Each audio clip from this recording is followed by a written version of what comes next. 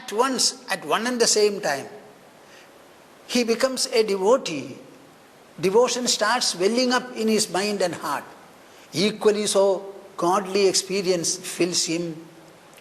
He equally becomes a repository of dispassion, vairagya, to the perishable things of the world. The mind becomes secure, safe, unshakable, unassailable, abundantly full. He looks for nothing, nothing. He becomes free. He becomes full. His only reliance, only objective, only treasure, everything becomes this and this alone. Anyatra jahishatriga ekakalaha prapadyamanasya. The type of refuge that we take to God should be in this manner, finding Him everywhere, not bottling Him up in our puja room or a shrine. Allow Him to be what He is, and recognizing the whole universal magnitude as His display, His body. So when you start taking refuge under this all-pervading God, the universal God, the mind also expands to that level. And with such expansion, yathashnatasyuhu tushtihi pushtihi kshudapayo anughasam. Suppose you have very good hunger. You sit near the table on a chair and food is served, very delicious meal. You start eating. You don't take the whole of your food in one mouthful. Little by little to take in your hand and fill your maximum mouth, and you start chewing it and then swallowing it. We would like to say every morsel of food or ball of food. Generally, the Indian style of eating is using the hand, not a spoon. And we will start mixing up things and rolling it and then putting it into the mouth. Either we call it a handful or a morsel of food. With every morsel of food, when a hungry man eats, what happens? Tushtihi, pushtihi, kshudapayaha. When the meal is very delicious, the moment you put it into the mouth, you feel very happy, very good meal. Wants to take the second grab also. Tushtihi, pushtihi. To that extent, right, digestion starts from the mouth. So when you throw it in the mouth, you feel the delicacy of the meal. Along with that, the body gets its nourishment. Pushtihi, that poshana, it gets. Kshudapayaha, hunger also is proportionately appeased. Suppose you have 1 foot square hunger, with every morsel, at least a few inch square, it is filled. This is what happens. And all the three take place with every morsel of food that you are putting into the mouth and gulping in. Prapadyamanasya yathashnatasyuhu tushtihi pushtihi kshudapayo anughasam. What do you understand from this narration, my dear viewers? I want to ask you, what do you understand? Devotion is not anything dry.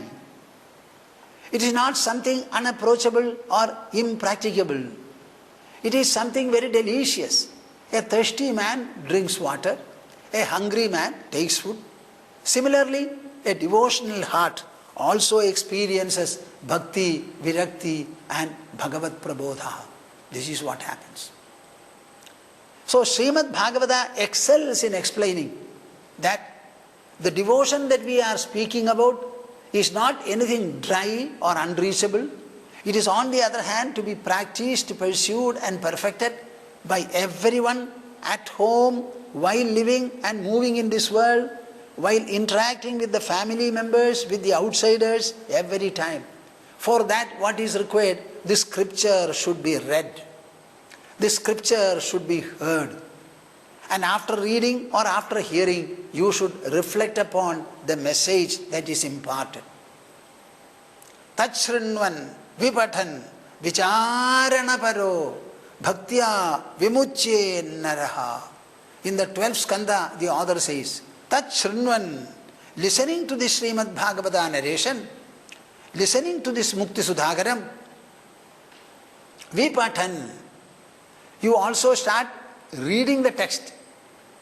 After that, select the portions.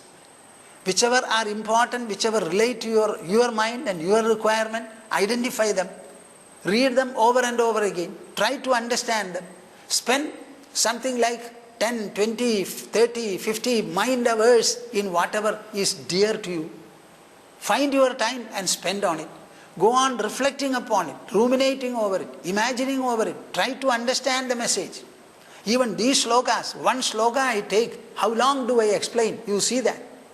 It's only a sloka, I am explaining it.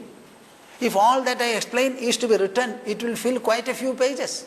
That means there is a lot of content. Your mind should be imaginative enough to reflect over them.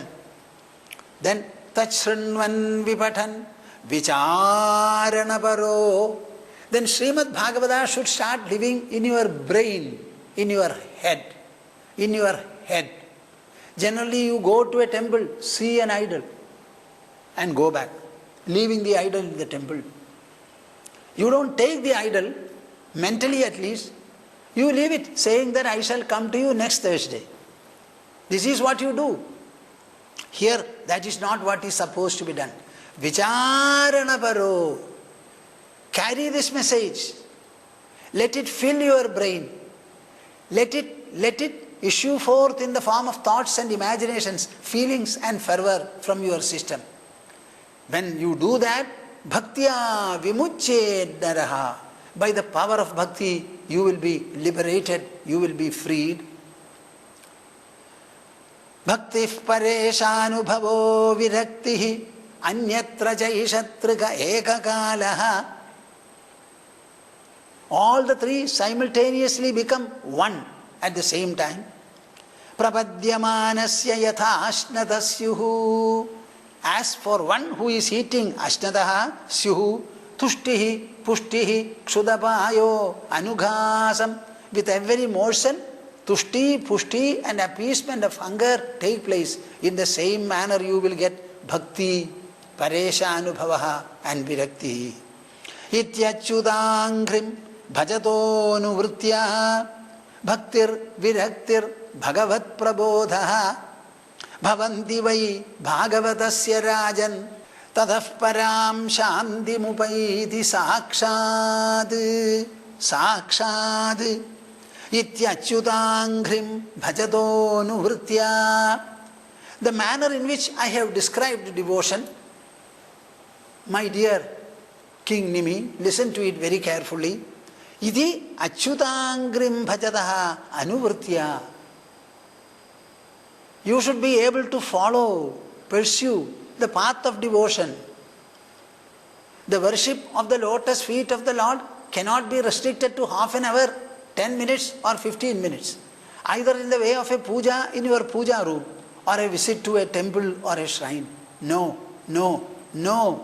Anuvritya. With every activity of yours, you are putting salt into all vegetable preparations. You are not keeping the salt away. It is coupled with everything. In the same manner, your devotion should be blended with every activity that you perform. This will be possible when devotion starts surcharging you, filling you in your mind. When you understand your heart is the source of devotion. It is from the heart that it wells forth, it issues forth, it spreads, it fills.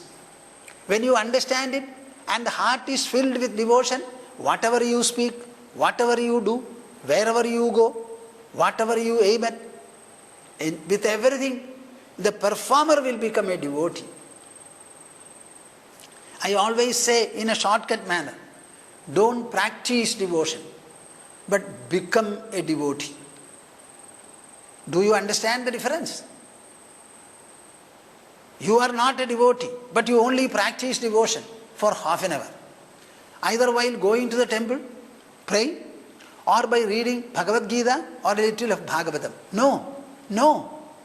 You say and feel, I am a devotee of the Lord, who is fond of the Lord forever. God is an object of fondness for me.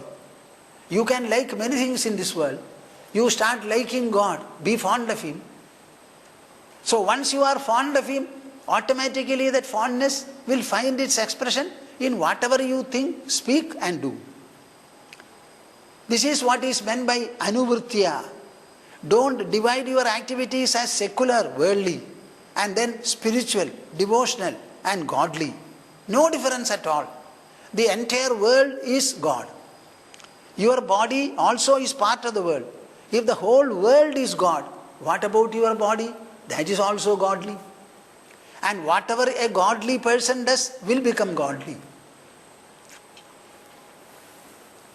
I am saying this.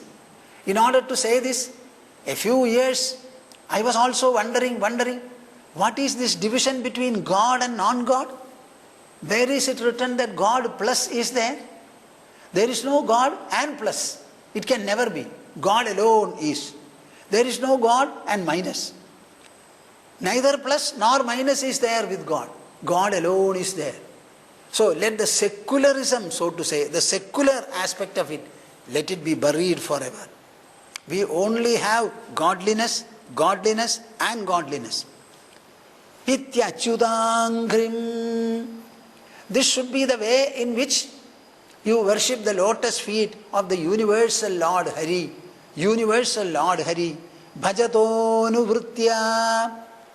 Every activity of yours should be soaked in, besmeared by devotion. When you bathe your body, you are bathing a body evolved by nature. Nature is not me. Nature is handled by God. And the nature evolves so many things in this world. It has evolved the human body. It has shaped it. It is preserving it. I take the food. It goes to the stomach. It is digested and converted into blood. Not by me, by wish and will. It is a natural process taking place. And the Lord of this natural process is the dear God. So even when you take bath, you should feel it is just like doing abhisheka for the idol. That kind of a feeling should come to you. Ityachyutangrim bhajatonuvritya bhaktihi viraktihi bhagavat prabodha. Once your devotion becomes an all-fold activity, an all-fold interaction, an all-fold pursuit. You go to the market to buy vegetables, to cook food for you and the members of the family to eat. It is not a secular act. Where from are the vegetables had? From the earth. Who has given you the seed? How does the earth produce? A rock will not produce. We are told the moon cannot produce vegetable. Earth produces vegetable. So, the herbal capacity of the earth, it is godly. And you are eating it to sustain your body. That body is also made up of God.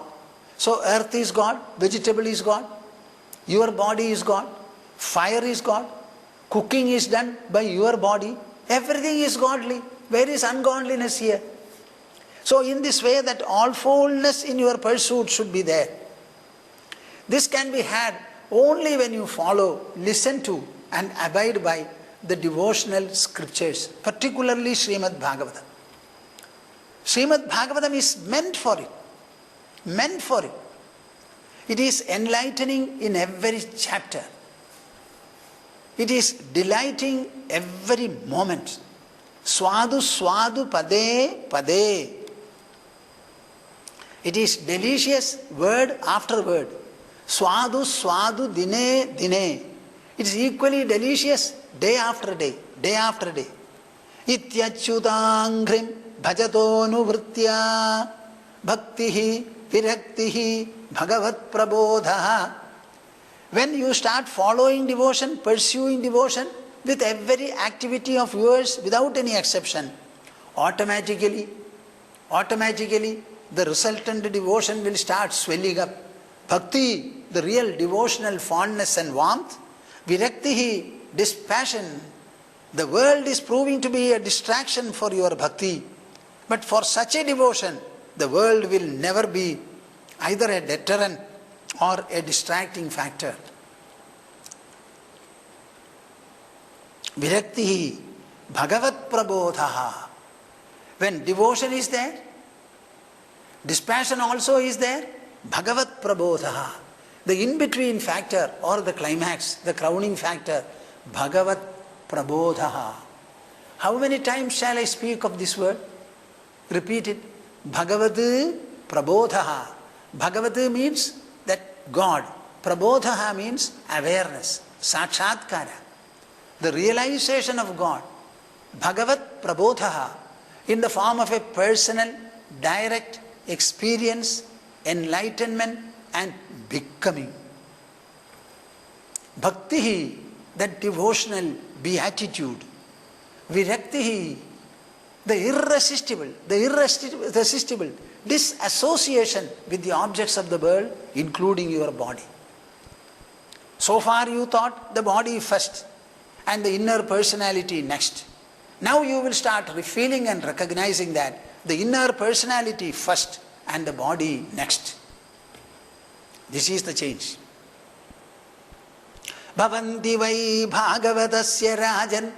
Oh my dear king, this automatically, irresistibly, spontaneously, unavoidably, this takes place for the devotee. Bhagavatasya. Who is a devotee? Who is a Bhagavata?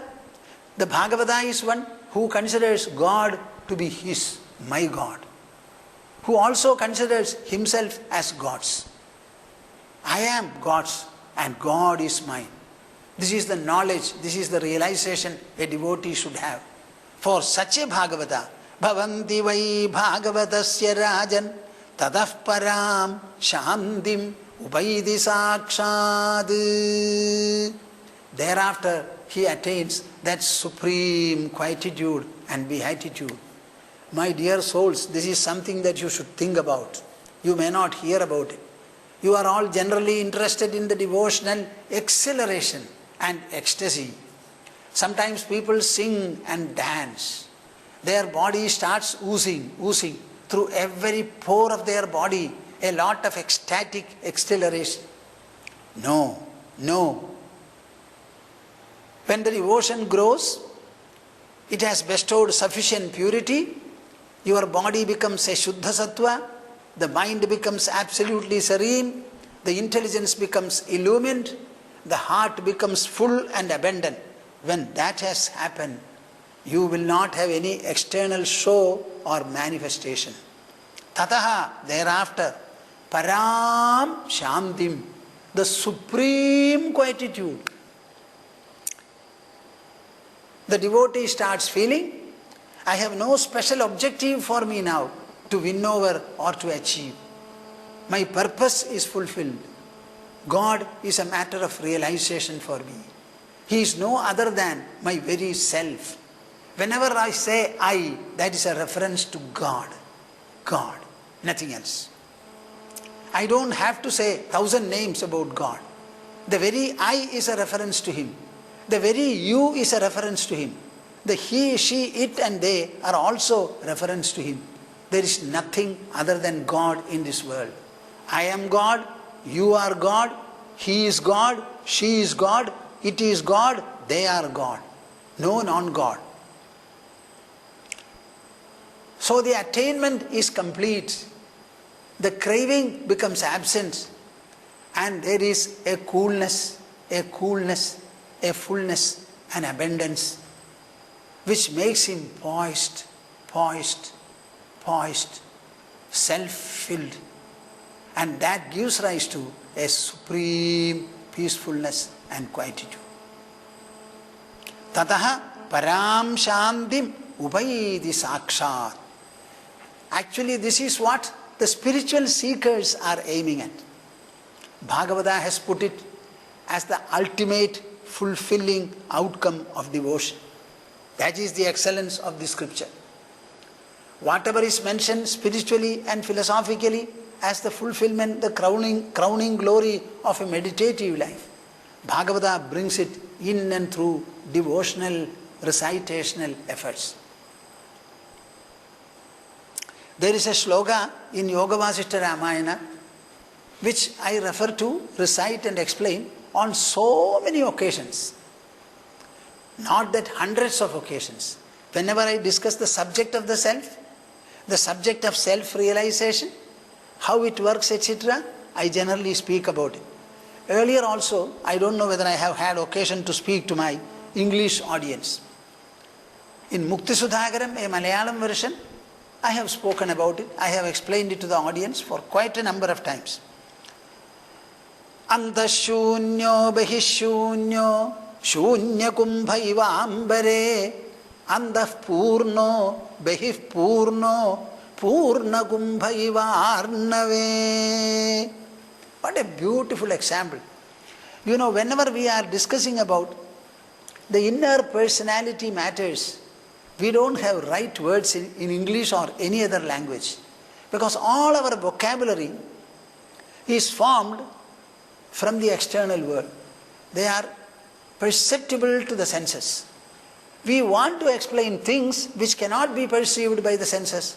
So there is a basic and an ultimate contradiction between the two. One is opposed to the other.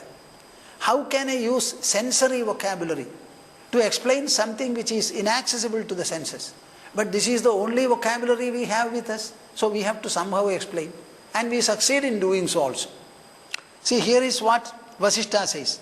Antashunyo bahishunyo shunya kumbha ivambare. You take a picture right into the center of space, in the shunya akasha, in that void. What will be the situation? There will be nothing in the vessel, in the picture, inside. Nothing also outside. Yes, there is something. What is that? Nothingness inside and nothingness outside. Antashunyaha bahishunyaha. Shunya kumbha ivambare. So a kumbha, a picture, which is absolutely void, it is kept surrounded by void. This is one example. That param shanti mupaidi sakshat means what? No craving, no object or objective to be accomplished, no special motivation. Just like the wind is blowing, the water is flowing, the ocean is remaining still, this wonderful devotee who has accomplished fulfillment, he also is like a child.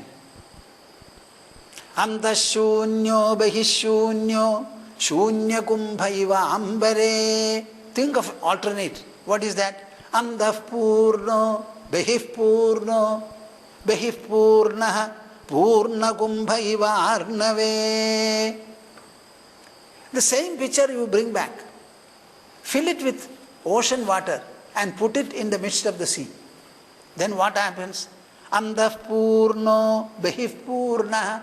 It is filled with water. Outside also is full of water. Purna kumbha iva arnave. It becomes a purna kumbha in the sea and a shunya kumbha in the akasha. Like that.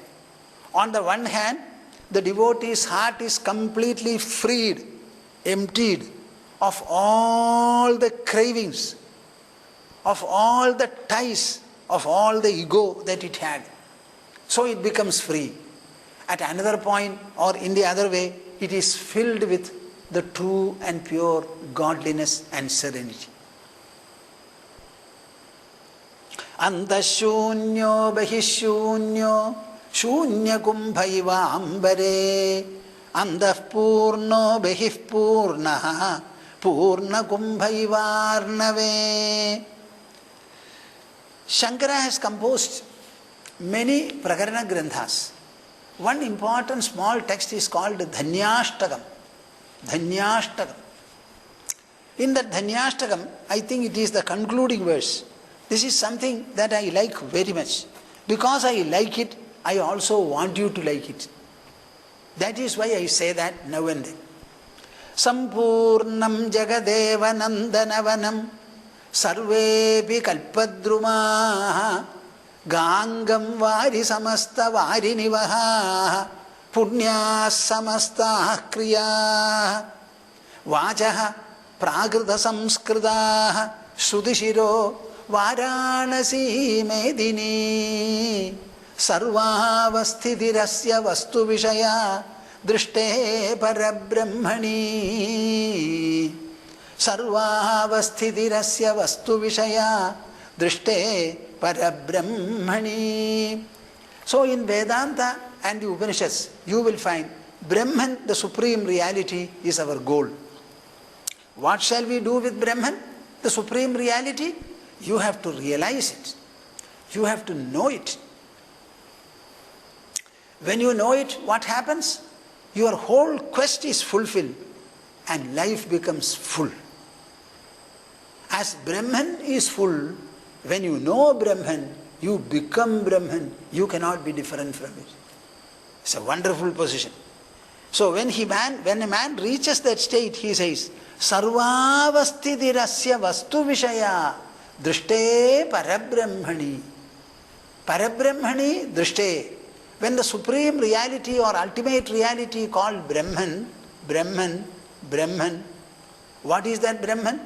Brahmai vedam amritam purastad brahma paschad brahma dakshinataschottarena adhascha urdhvam cha prasridam brahmai vedam vishwamidam varishtham. This is the description of Brahman.